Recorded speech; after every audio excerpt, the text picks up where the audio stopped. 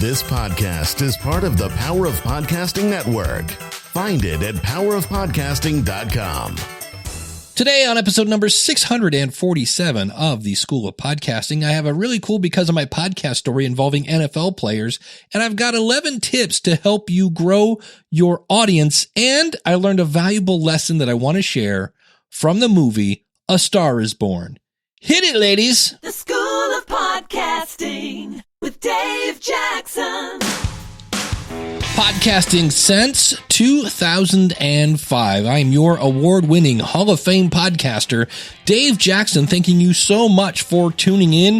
If you're new to the show, this is where I bring my 20-plus years of helping people understand technology, my 13 years of podcasting, and I help you massage your message, tackle the technology, face your fears, flatten the learning curve, and not just get you podcasting, but get you podcasting in the right direction. My website is schoolofpodcasting.com. Use the coupon code SOPFREE to save on either a monthly or yearly subscription, or if you want, of course, you can sign up and buy those courses a la carte.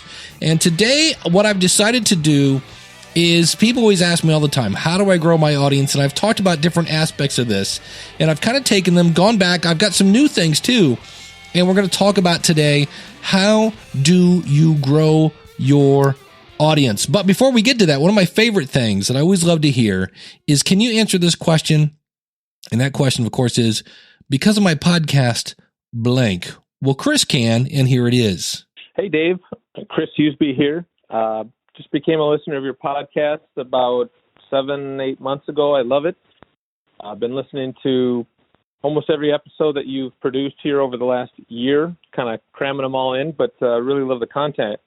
Anyways, just wanted to answer one of your questions here. If it weren't for my podcast, I wouldn't be talking to NFL athletes. And to just tell you the backstory on that, a friend of mine, Brian Jackson, and I are football kicking coaches, and we train athletes how to kick, punt, and long snap. And we decided to start a podcast called The Fourth Down Experience. So a podcast dedicated to talking special teams and offering tips and free content for people in the special teams industry.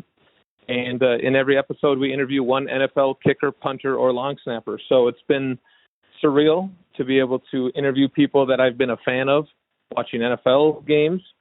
And it's been a pretty sweet experience. Opened a lot of doors. And so if it weren't for starting the podcast, I wouldn't be able to do those types of things. So thanks again for doing what you do. I continue to learn a lot. And we just actually hit our 1-year mark. So pretty exciting to get to the 1-year mark. So thanks again. Have a great day. Thank you, Chris. And I've had people say this before. I always love to hear this again, that one of the greatest advantages of starting a podcast is you get to talk to people, as one person put it, that you have no business talking to, which is great. And also, Chris, just so you know, I'm going to actually be talking about this later. Right now, when I go to your show in Apple Podcast, again, it's called that's the number 4, Fourth Down Experience. Your link is to your SoundCloud page. I don't know if that's a mistake or not, but we'll be talking about that later. We're also going to be talking about having great sound in your podcast. And that means it would be a great time to talk about Focusrite. And you're like, what's a Focusrite? It looks like it was made for Christmas. It's bright red. Thing is built like a tank. I'm talking about the Focusrite 2i2.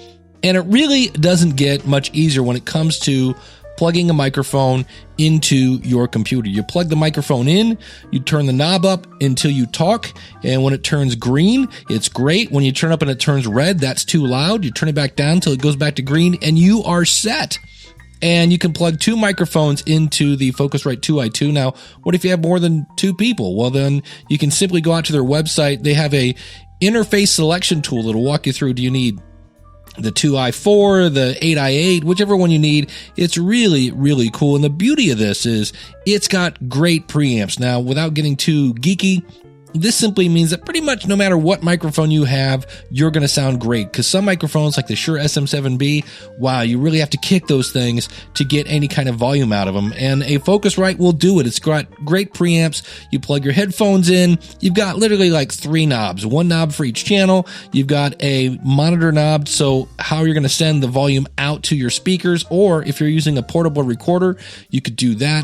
You've got a headphone knob. That's it. It's not one of those things where you look at it and go, oh my gosh, which knob does what? It's super simple. And it's just like I say, it's beautiful. It's made out of metal. That's the other thing. You have to worry about dropping this thing and it's going to break. It's like I said, if you're going to be touring around and traveling and doing in-person, interviews, this would be a great tool. Simply bring it with you, bring yourself 2 microphones, plug it into your laptop, and you are good to go. Thank you so much, Focusrite, for sponsoring the School of Podcasting. You can find links to all this out at schoolofpodcasting.com/647. Just a quick reminder, the question of the month this month is something I do at the end of every year, and that is, you can only pick one. You can only pick one. What is your favorite podcast? Where can we find it if there's an address? And why is it your favorite podcast? And if you have a podcast, where can we find your podcast and what is it about? You can get that to me by December 28th, 2018 by going to schoolofpodcasting.com/contact. You can record it and then email me, Dave at School of Podcasting. Just put December question in the title. Again, what is your one, not two, your favorite podcast? I look forward to hearing from you. Steve Stewart and Randy Cantrell already have their answers in, and I want to hear yours. So you working on anything right now? Yeah, I'm considering some options. I'm trying to figure out what's next. Oh no, that's great. I am just so tired of going on dates where I have to listen to guys go on and on about how they're turning their Twitter feeds into blogs, their blogs into books, and their books into Twitter feeds. It's exhausting. Stop pretending that your podcast is work, right? I want an audience, and I want it now. I think that's how we all kind of roll, right? We all want that. So what I've decided to do, I've worked on this for about the last 2 days. Really, what does it take to grow your audience? And the first thing that you need to do, and everybody talks about this and they use buzz phrases like avatar, and I like to call it your target audience, but you have to know who your target audience is. And I realize there's sometimes you're like, I'm not sure who's going to listen to that. Well, maybe you should figure that out. And the reason for that, being as I record this right now, it's December and Christmas and the holidays are here. And if I were to buy somebody a gift, I'd want to know what they want. And your podcast is a gift. So here are some things you want to think about when it comes to your target client, your target listener, your avatar, whatever you want to call it. So number one, a lot of people give them a name. Oprah used to call her audience Susie Homemaker. And so that way you can kind of say, hey, what would Susie think of this? And then their age, their occupation, what brands do they use? Where do they purchase things from? What kind of language they use? Where they are they explicit or not? Right? Where they spend their time? What are their pain points? That's a big one, especially if you're trying to sell services or consulting and things like that. And I realize not everybody's doing that. You don't have to make money with your podcast. But the other thing is what they hope to achieve or accomplish. What are the goals of your target audience? Because if you can help them do that, they're going to love you. And this is something I'm going to do. I have a few people that I really think should start a podcast. And I think about them when I make episodes. And I'm going to start stalking those people because I don't want to guess what they want. I don't want to guess what they need. I want to know. And so how do you do that? Well, like I said, number one, stalk your target audience. And I mean that in a fun, fluffy, white bunny kind of way when I say stalk, okay? But then you can participate in online groups. Now, when you do this, you want to listen. Go out and listen to what people are talking about. Why? Because if they're talking about it, they're going to want to hear about it. And they're going to want to hear what you have to say. Then you can use something like a Google Forms.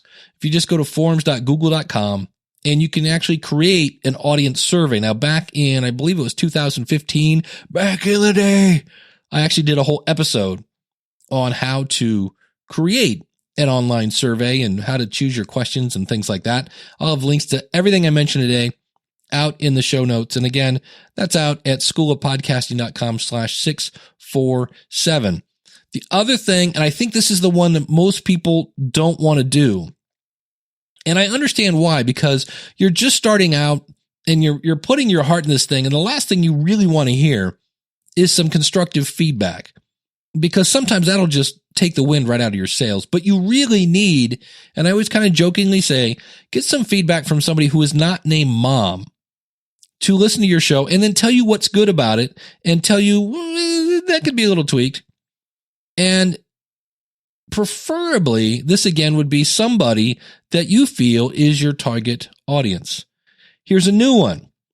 Go to Amazon.com and do a search for a book on a topic that you might be talking about. And most of the books online will give you like that free preview. Well, guess what's in the free preview?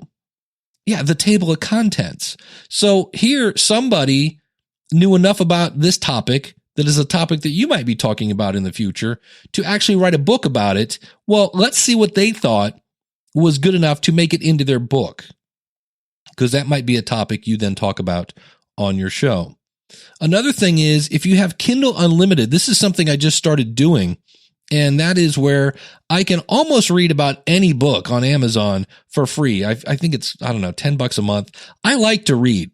And what I didn't realize is when you have a Kindle Unlimited, you also have access to magazines, lots of magazines, it turns out. I was completely oblivious to this. And you, again, can see if there are any magazines in your niche.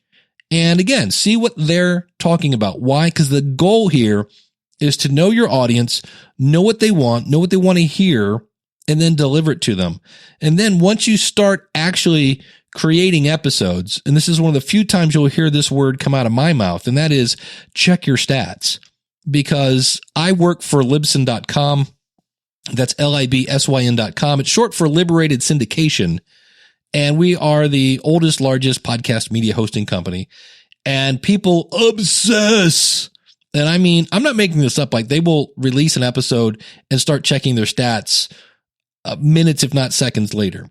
It's crazy. So normally I'm like, hey, don't worry about your stats. Here I'm like, hey, after you do a few, look at them, and you're looking for trends. So that's something you can do. And then the other one is this one is more about not shooting yourself in the foot, because you can have content, like really, really good content. And it's well researched, and you know your audience is going to listen to it, and then you deliver it in audio. Yeah, that's not going to work. You have to have good audio quality. And that's why I mentioned things like the Scarlett 2i2. If you're just going to do a show with you and a co-host in the same room, that's great. If you use a Blue Yeti, the Blue Yeti is not a horrible microphone. It's not a horrible choice. You just have to make sure you're using it properly. My whole thing is, by the time you buy the Blue Yeti and the Blue Yeti stand and the Blue Yeti pop filter, you could buy 3 microphones for half that price. You could get a Samson Q2U, the Samson Q2U, and get a windscreen over it. And I think it actually comes with a windscreen now. And holy cow. But everybody loves to talk about the Blue Yeti. And I'm here to say, not a horrible microphone, but you have to put it on the setting that looks like either a butt or a heart. Take your pick. But the bottom line is, you do not want to use the built-in microphone of your laptop. When your audio distracts people because it sounds like it was done on 2 soup cans and some string, that's not going to work. So step 1 is know your audience. Don't guess. Know your audience and know what they want, and deliver it in a great sounding podcast. That is step 1. Number 2. So you've got this great content. You know it's just going to rattle your audience. They're going to be like, where's this been all my life? It sounds phenomenal. And then you name that episode School of Podcasting episode 647. That does not make anybody want to click on it.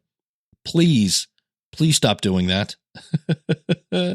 So I'm not making this up. I've seen people's numbers triple when they take their name from being School of Podcasting episode 647 to how to grow your audience. Which one would you click on?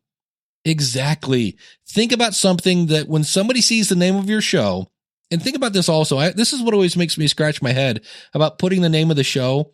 When you find your show in whatever app you're using, Apple Podcasts or whatever, the name of your show is right there in the upper left-hand corner, 9 times out of 10. You don't have to put the name of your show again. So make your titles count and make sure your listing in Apple Podcast has a proper link to your website. Now, today I talked about Chris's show, and when I went to it in Apple Podcast and clicked on website, it took me to a SoundCloud page. Now, the problem with the SoundCloud page, there's no buttons there to subscribe in anything. And that is the name of the game. The name of the game is subscribers. Why? Because it automatically goes to their device, and that's where you want to go. You want to get to their device. We'll talk about that in just a second. So make sure when you go into whatever you're using, PowerPress, if you're going into Libsyn or Podbean or Spreaker, what somewhere in there it says, what's your website link? Make that website the link to wherever you want people to go when they find you in these apps. Then the other thing is try to have, if you can, at least 300 words for your show notes. Now, we had an episode earlier this year where we talked about, does anybody even really read show notes?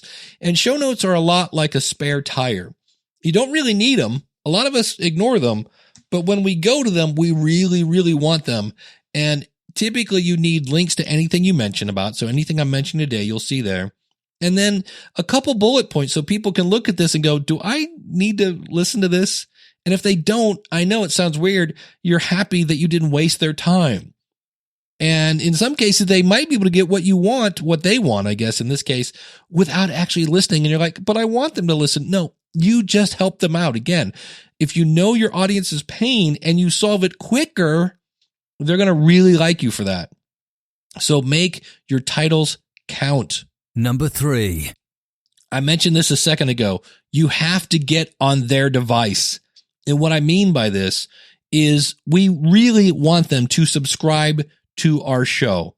Now, for the record, iTunes charts are not worth sneezing at.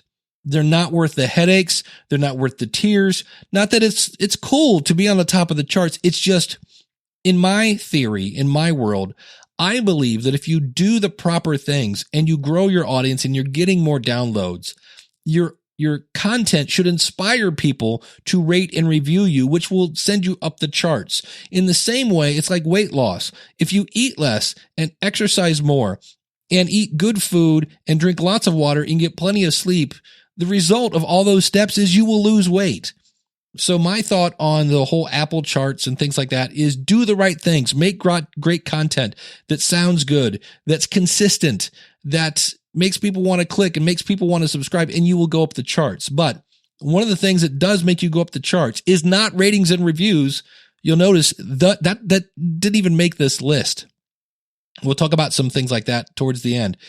You want people to subscribe, and so you have to give them easy ways to do this. And right now, I would say that would be an Apple Podcast, Google Podcast, Stitcher, TuneIn, and Spotify. Now, the tool I use to make all of my icons for subscribing, I use a plugin for that called Social Subscribe and Follow. You can find that again at schoolofpodcasting.com/647 or go to schoolofpodcasting.com/subscribe and follow. And what I would probably throw in there for good measure is Amazon. And I'm not going to dive into that. That might be another episode. It's actually right now, there are places like Libsyn where I work. We're very, very close to launching a destination for Amazon. But for the record, if you don't want to use Libsyn, it's not that hard to make your own. And I might talk about that in a future episode. So you have to have subscribe buttons, but it's not enough to just say, oh, go to my website and click subscribe. You have to have directions, because you got to realize about 70% of the people out there have no idea what you mean when you say subscribe to me in Apple Podcasts. And that is something I'm going to try to change in the future. And that is the word subscribe. Because if you think about it, what do you subscribe to? I subscribe to my cable bill. I subscribe to Hulu. I subscribe to Netflix. I subscribe to magazines, and all those cost money. Maybe we should be saying, listen to me on Apple Podcasts. Listen to me on Google Podcasts. Listen to me on Stitcher. Because maybe those 70% of those people that aren't subscribing and not listening to podcasts think they're not free. I was listening to somebody's presentation from Ozpod, and I went, you know what? That might be a good point. So get your information on their device through subscriptions. You also, did you realize that you can simply show them on Facebook how to subscribe? You can actually, did you know this? I'm going to do this right now. And then I've got a clip from Emily Prokop here, but I'm going to, well, let's do this. Speaking of Emily Prokop, hey Siri, subscribe to the Story Behind podcast. Just to confirm, would you like to subscribe to the podcast The Story Behind by Emily Prokop? Yes. Okay, I've subscribed you. And if you show people how easy it is, that's really, really cool. We had a meetup in the Libsyn Pittsburgh office. I'm actually based out of Ohio, but I went over because Libsyn had this cool podcaster meetup, and I did that in front of a crowd, and you would have thought I had worked some sort of magic voodoo. They're like, I didn't know you could do that. So I want you to know that you can do that. And here's a clip from the Ask the Podcast Coach show. That's a show I do every Saturday morning, 10:30 Eastern, askthepodcastcoach.com/live. I do that with Jim Cullison from theaverageguy.tv, and Emily popped in and shared this. I did this on my Instagram. This is way off topic, but I wanted to tell you how successful it was. All I put was a post that says, hey Siri, subscribe or listen to the Story Behind podcast, and that said, go ahead, try it. The comments, they're like, oh my God, it works. They're like 4 or 5 comments.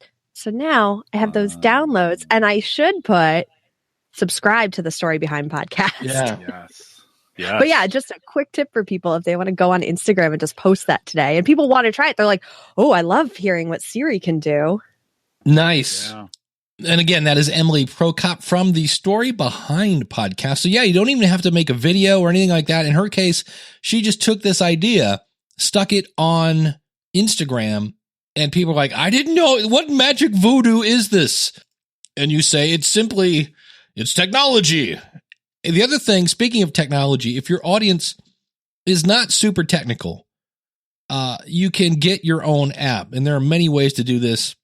I don't want to turn this into a giant Libsyn commercial, but we do offer that service. There are other ways you could have an app made for your show, because there are many people that may not understand subscribe, but if you say, do you know how to download an app? They probably know how to do that. But one way or another, you want to be on their device, because let's face it, we all live, for better or for worse, with our faces buried in our screen. So when we deliver content that makes your audience go, holy cow, and it sounds great and it's consistent, it's delivered on a regular schedule, and you are on their device, you are now part of their routine. So get on their device, get on their routine. Number 4, make it easy to share your show. My favorite plugin for this on WordPress is called Social Warfare.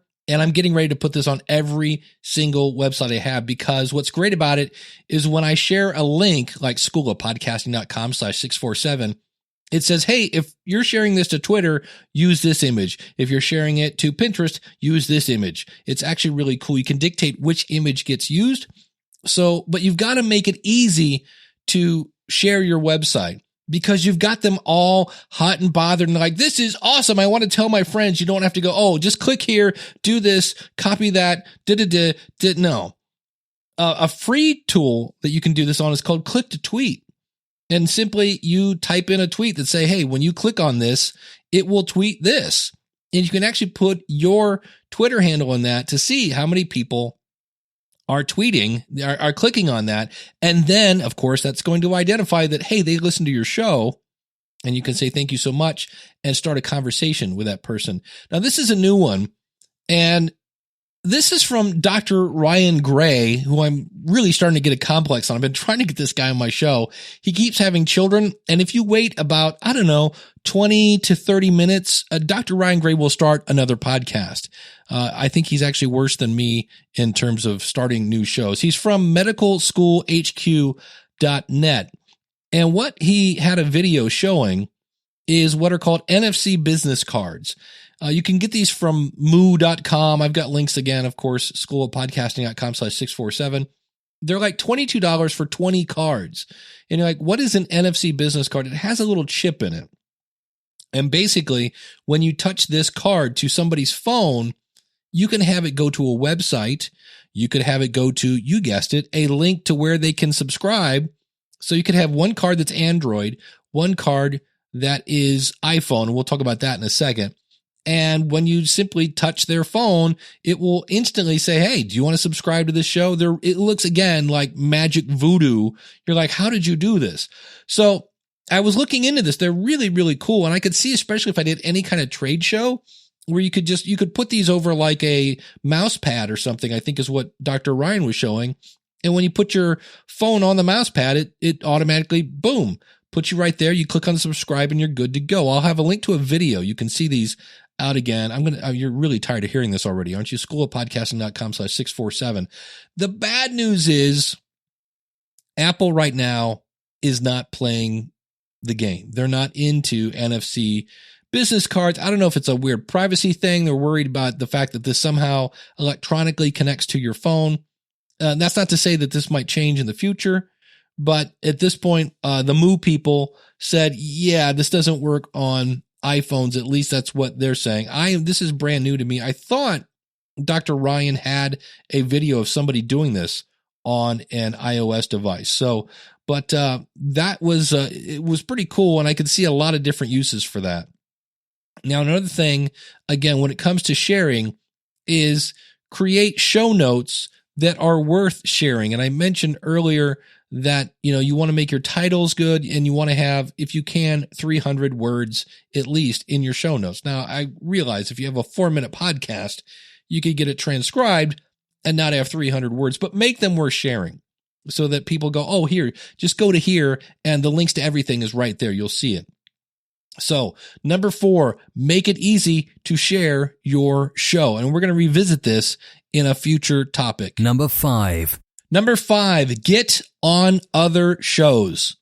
Now, why do you want to be on somebody else's show? Well, number 1, we need podcast listeners. We just talked about how there's a big chunk of people of the general population that doesn't know how to subscribe to a show yet. They haven't really figured out, either Google Podcast or Spotify or whatever, and they don't know how to listen to a podcast. When you go on somebody else's show, their audience already has jumped over that hurdle. That's one of the great things about being on another show. Now, how do I get on somebody else's show? There is no quick, cheap way of doing this. You have to do your research. That means you have to go over and listen to their show and then ask yourself, can I bring value to their audience? And if you can, then write a personal email, no form letters. As someone who gets these form letters all the time, my favorite is when they go, we just heard your podcast and we love it. Well, I've got about 5 different shows right now. Right there, I know this is a form letter. And then I said, well, which show? And they pointed me in an episode. So they still didn't say School of Podcasting. They just said, this one here with Kathy Heller. And I'm like, okay, you're not a listener. So you've already lost your credibility. So make a personal email to them with their name, because everybody typically says their name in their show.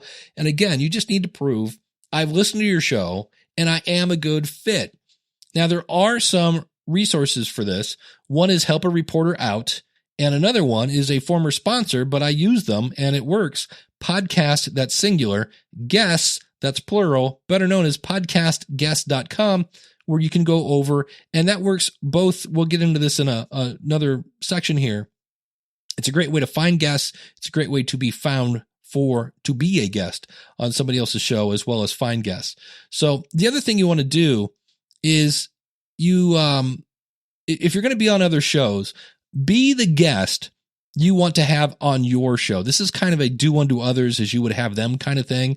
But if you're going to be a guest, share a link to your show on your social, mention it wherever you can, promote your appearance. They've given you a platform. The least you can do is promote it. And I realize not everybody does, but if you're going to be on people's shows and you're going to help them, they're hoping that you will help them grow their audience, and you're hoping that they will help you grow your audience. So if you both cross promote it, maybe you'll pick up a few listeners. So number 5, get on other shows. Number 6.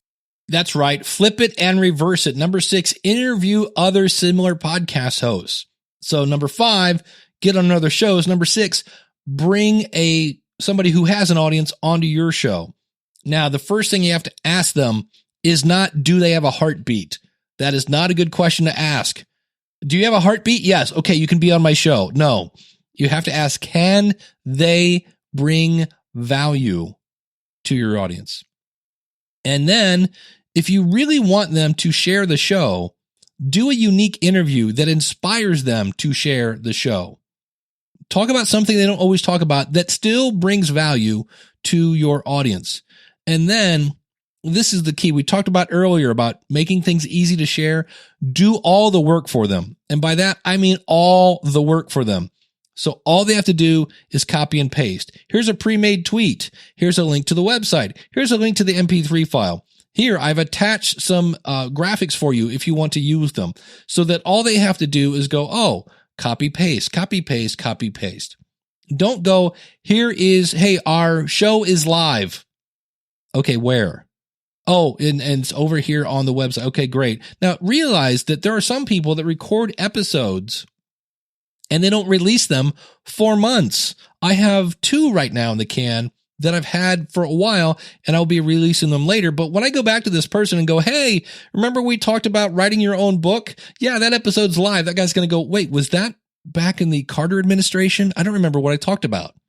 So if I can say, here's a pre-made tweet, oh, great, thank you so much. I really appreciate it. Meanwhile, he's going, who? What? Copy, paste, tweet. Done.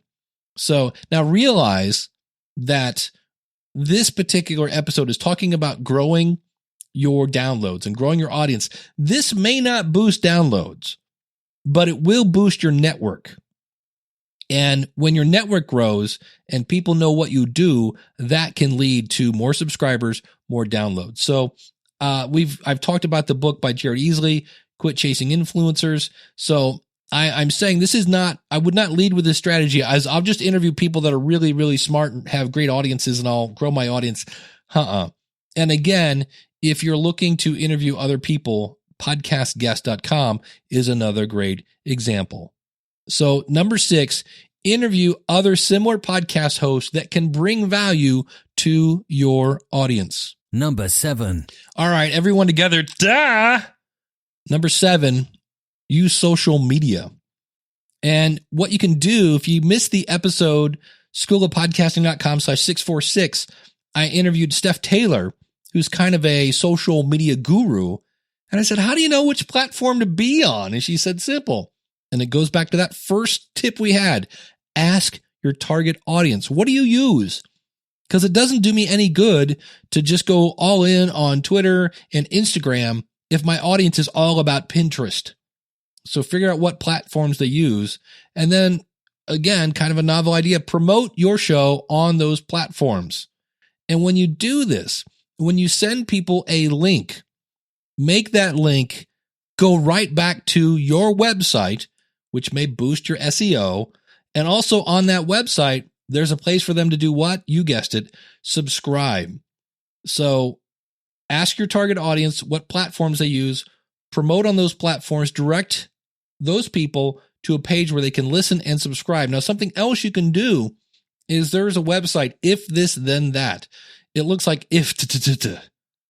I'll put a link to it out in the show notes. It stands for If This Then That. So you can say, look, when I publish something on WordPress, then promote it on my Twitter account. If this happens, then that. Blueberry in PowerPress has a way to share things on Twitter, and I believe, well, nobody can share on Facebook anymore, but they have a thing for Twitter. Libsyn, of course, Libsyn stands for Liberated Syndication, and a lot of people don't use this. You can post to Twitter, you can post to LinkedIn, you can put things on Medium, you can post to YouTube. We'll talk about that here in a second, but basically share it on social media. And I think what this actually does in some cases, I don't know that anybody's actually listening to an episode on Twitter. What I think they're doing is going, oh, Dave's got a new episode out. And then they go to their app where they actually do listen to long form content and go, I want to hear that. That looked pretty cool. Now, something you might want to consider when it comes to social media is YouTube. And there have been great debates on, should I send an audio file with a single image to YouTube, which is video? And for me, it's free. It's the number 2 search engine above all, and it doesn't hurt anything. Now, here's where people go, that hurt thing. If you're really trying to create this YouTube channel, I would say here's an easy way to solve that. Gmails are free. Start up a new Google account just for your podcast, and you can send your audio converted to video to that YouTube channel if you're really worried about that. And that way, your other YouTube channel with all the videos and everything else that you've already done, you're not degrading that YouTube channel, and it doesn't cost you a thing. And it's an easy thing to go over later and go, is anybody actually listening to this?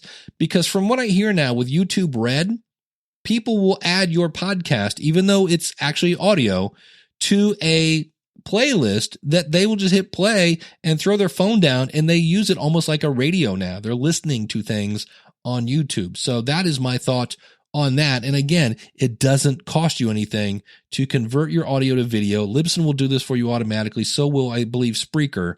And give it a shot. If you're worried about ruining your channel, start a second channel just for your audio.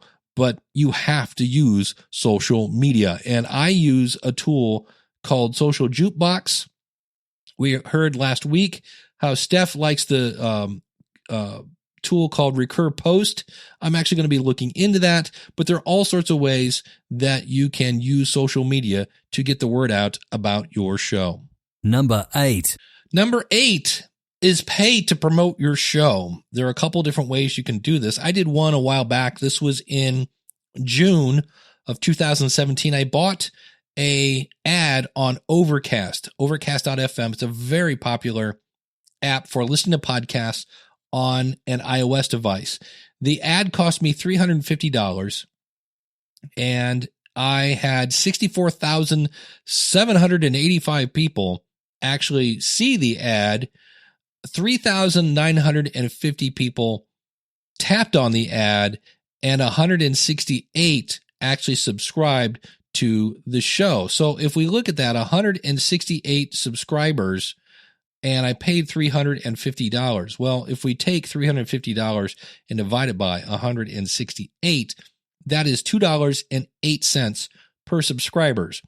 Now, they get a ton of traffic, and that was back in June. Right now, if I wanted to buy a business ad, it's $430, so it's gone up.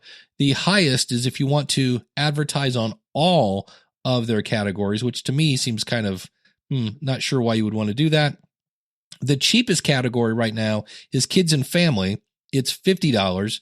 Religion and spirituality is $60. Music is $60. Games and hobby is $80. Sports and recreation is $90. And you can find more of this at overcast.fm. So that is one way if you want to. Now, obviously, if you go, I have absolutely zero budget for this, then don't. And the other one is Facebook ads. Facebook ads is a way that you can really super duper target your audience and say, look, show me people. Again, this goes back to knowing who your target audience is, this age, that are interested in this. And then you can even say, show me people that have an iOS device, and send them to a page again that says, hey, thanks for showing up. Click here to subscribe on Apple Podcasts because they're on an iOS, or click here to subscribe in Overcast or whatever the really popular ones are. Then you could say, hey, here is a link for people who are on Android. Oh, click here to subscribe in Google Podcast and Stitcher and the other popular ones on that platform.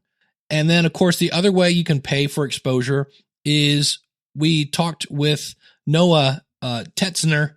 He does the show about the history of Vikings, and he actually bought advertising on other podcasts. So this is similar to what we were talking about before, where you can be interviewed on other shows, or you can just have that host mention your show by paying them for that. So no matter what you're doing, whether it's Spotify, Facebook ads, Overcast ads, because Spotify also has ads, or if you're just advertising on somebody else's show, I would, and this is my own personal opinion, I would direct all those ads back to a website.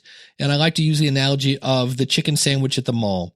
At the mall, you go there, somebody walks up with a toothpick and says, would you like to eat this? And you go, sure. And you eat it and you go, wow, that was really good chicken. They go, yes, you can buy a sandwich of that right over there. So I would set up a chicken sandwich, whatever you call it, landing page, where they have a player there that either you can have a player with little samples. Hey, we talk about this. Here's a clip. We talk about this. Clip, and then just keep it moving really, really quick. So people in a very short amount of time see what you're going to talk about. And they go, wow, this sounds really cool.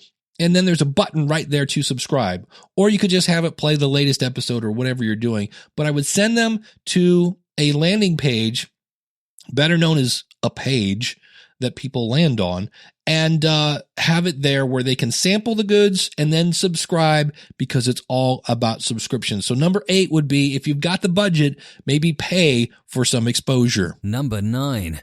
Oh, I so wanted to play the Beatles here. They have a song where John Lennon just keeps going, number 9, number 9. But if you haven't heard, can we take a tangent for 10 seconds? There is a poker podcast that's getting sued for $150,000 every time they played a song, and it's to the tune of like $6 million. So if you're thinking about playing that new Shinedown song in your podcast, yeah, maybe not. So number 9, always be promoting. And we did a quick poll on Ask the Podcast Coach. This is such an easy one. Set up a signature in your email with a link to your website. And again, if you wanted to, it could be to your website, or it could be, hey, if you'd like to sample the show, click here. And if you use Gmail, it's super easy. You just go into settings and scroll down past the 8 million other options that are in Gmail. And you will see one there amongst the other 10,000 options in Gmail for your signature. Now, if you would like a fancy, it's so fancy signature, there's a new tool I just started playing with. It's something ridiculous, like $20, $36 a year. It's fairly cheap. Calls a Wise Stamp. And if you go to schoolofpodcasting.com/wisestamp, you can see this, but it puts your image and it just makes your signature just look fancy. Oh, it's so fancy. Look at that signature. You can also use something like Slick Text. This is something I've been playing with. This is why when I say things like, hey, just text SOP to 31996, you'll actually get an email or a text from me that says, hey, click here to subscribe on Android, click here to subscribe on Apple, because again, it's all about the subscribers. So that's a way to always be promoting. You might consider giving out t-shirts or posters. You could actually have a poster and put it in the backseat window of your car. I don't know if that's illegal or not. I don't think so, but you could do that from TeePublic. I was looking around, and we mentioned business cards that have the cool, fancy chip in them. Good old-fashioned just business cards to promote your show. You should always have those in your wallet. Like if I asked you right now about your show, and I said, hey, tell me about your show. And you said, oh, elevator pitch, blah, blah, blah. I'm like, oh, cool. Would you be able to go, oh, yeah, here's a business card. Put that in your wallet and you can check it out later. And this business card doesn't have to have like name, email address, all the other like contact information. This could just be simply like, hey, I found one of my target audience, and here, this is for you to help remember how to get to the show. And when I was checking out Moo, this is a cool place I keep hearing about.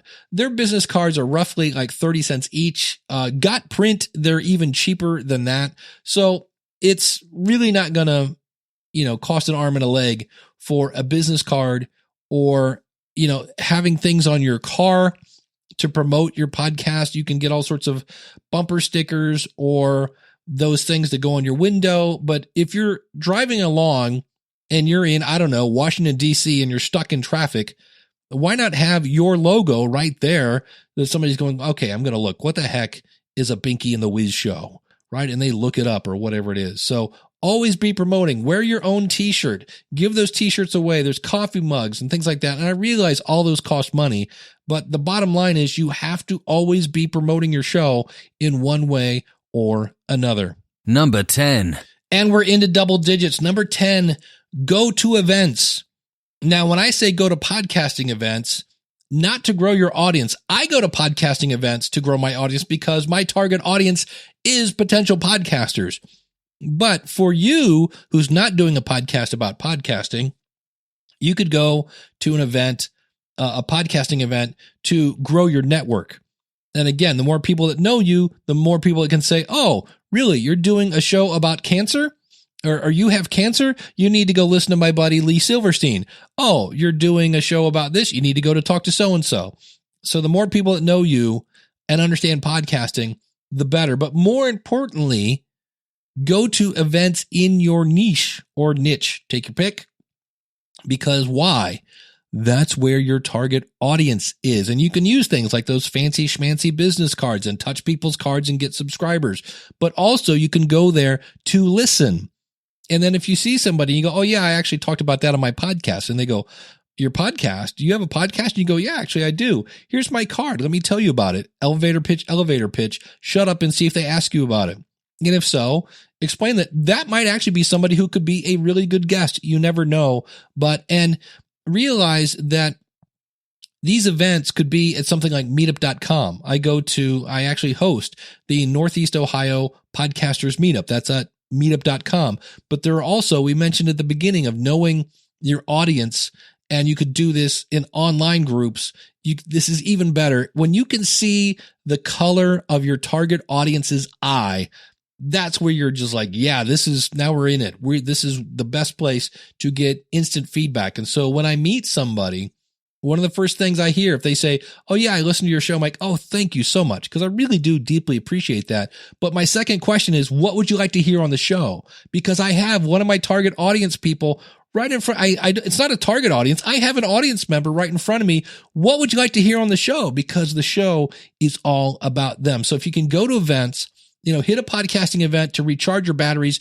I'm telling you what, PodFest is coming up in March. There's Podcast Movement. There's DC Podfest. There's Podcast Mid-Atlantic. There's We Are Podcast in Australia. There are all sorts of podcasting events. And the great thing about a podcasting event is you're in a group of people who understand what it's like, just like you, to want to help people, to want to reach people with your message. And they have the same passion you do. And you don't feel like a freak like when you're hanging out with Uncle Bill and, Aunt Margot. And they're like, what? A pod what? You're like, these people get me.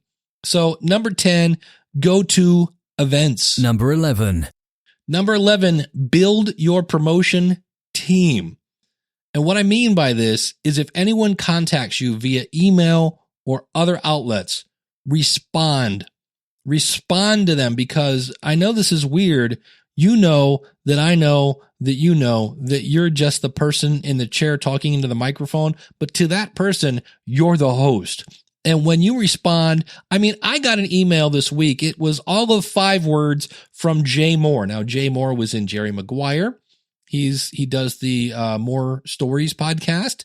He's a comedian. He's been on the radio, and he emailed me back and said, thank you so much. You get it. And I was like, oh my gosh, Jay Moore emailed me, because it was him. I was like, so when you do, and what did I do? I just told you about that, right? I just told you about the More Stories podcast, because Jay is now dipping his toe into being a life coach, which I think is amazing. Because why? Because he wants to do it. It's his passion. So, and that's what I emailed him about, and a couple other things. I actually bought something from his sponsor. So that's how you build your promotion team, by reaching out to these people and saying thank you, and then starting a conversation with them. And if you want a free course on this is from my buddy Jordan Harbinger. And I actually went through this, and it's got some really interesting tactics, and I've tried a few of these, and it comes up with some pretty good results. And if you just go to advancedhumandynamics.com, it's all about like how to network with people And if you're new to that, and I realize a lot of us are introverts, this gives some great tips, and it's absolutely free. The first level is free, and I don't think he's even has the second level out. But that's how you grow your audience. You need somebody besides you. He said, hitting the microphone. You need somebody besides you promoting this, and those are your listeners. And if you can just dump some gas on those people that contact you, they've already proven they're a listener. Dump some gas on them, build that relationship with them, and they will help you promote your show.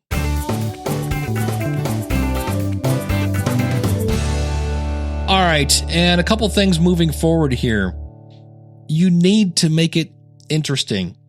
There's a great quote from Jory McKay. He said, everything has been said before, but it's never been said by you. Your point of view is what makes you interesting. And so when you see something happening, you might ask yourself, how can I cover this in a way that only I can? And here's a classic example of that. Right now, everybody's talking about the movie Bohemian Rhapsody. Well, I had my own Bohemian Rhapsody version, and I put that out on the Building It Better Dave episode, where I talk about speaking in tongues, and you'll have to listen to the show to hear the rest of that. And this is an edit point. I was going to play a clip. I'll have a link to the actual clip in the show notes. Again, schoolofpodcasting.com/647 from A Star Is Born. I saw this movie with Bradley Cooper. He's so dreamy. And Lady Gaga. And it was phenomenal. But there was a line in it, and I was like, that is so podcasting. So the old wise musician is taking the young musician under his arm, and he says, look, talent comes everywhere, but having something to say in a way to say it so that people listen to it, that's a whole other bag. Unless you get out there and try to do it, you'll never know. That's just the truth. And this one reason we're supposed to be here is to say something so people want to hear it. So you got to grab it. You don't apologize. You don't worry about why they are listening or how long they're going to be listening. You just tell them what you want to say. And I was like, that is podcasting, my friends. And Sean McCabe, who's kind of a marketing guy, he had mentioned how there are things you feel comfortable with, things you feel comfortable talking about. And then there are things that nobody's talking about. And if you picture two circles side by side and you slowly smush them together, there's going to be a spot there that you're comfortable talking about, but nobody else is. And that's where you can create your difference. And so the last thing I'm going to say about growing your audience is, you know who Seth Godin is? You know, Mr. Purple Cow, he's Seth Godin. And I was reading an article, and Seth Godin started blogging in like 2002, and he didn't kind of become Seth Godin until 2006. That means 4 years. He was, for lack of a better phrase, just another blogger. And I've mentioned before, you're probably sick of this example. It took Jerry Seinfeld 17 years to have a hit show. It took him 9 years to get on the Tonight Show. And then once his show, it was almost canceled. So be patient with growing your audience. And the other thing, I know I listed a bunch of things here. How about you just start off with putting a link in your email address today? And then maybe you start putting things in your calendar to go out into a Facebook group and see what they're talking about. And maybe if somebody asks a question that you could answer, how about you answer that question? But that's the hard thing. You can't say, hey, this is the best microphone is maybe a Samson Q2U. Dave Jackson, School of Podcasting.com. Please listen to my show. No, you're just being kind and helpful. And eventually people go, who is this Dave Jackson guy? And they'll click on your Facebook page, and you better have, there's another thing to check. You better have, hey, this is Dave Jackson. Here's my website. Because there are a lot of people that I go to Facebook and I know they're a podcaster, and there's nothing there to point me to their website where I can, you guess it, subscribe.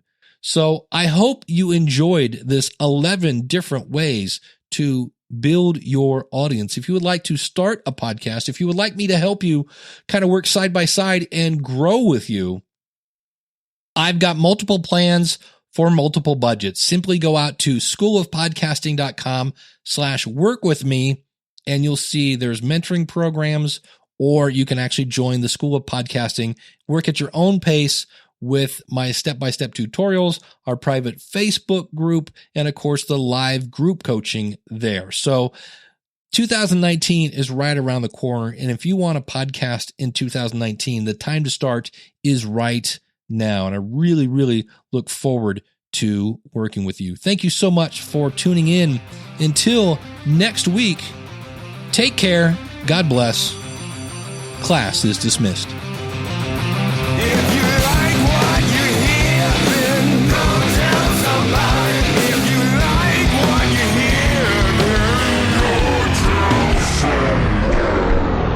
Number 6, it's the other side. Interview other. Oh, I don't know why I care that it's 8:30, but it's 8:30. Go back to your website, which boosts your SEO in some cases. That was a weird whistle. Oh, it's a fancy signature. There's a cool tool I'm playing with called Wisestap. Wisestap? What is it? Sounds like some sort of ale. The new Wisestap ale from Benjamin Adams. Now, for me, I go to podcasting events because my target audience, Jenny. I've got multiple plans for multiple budgets. I cannot talk today.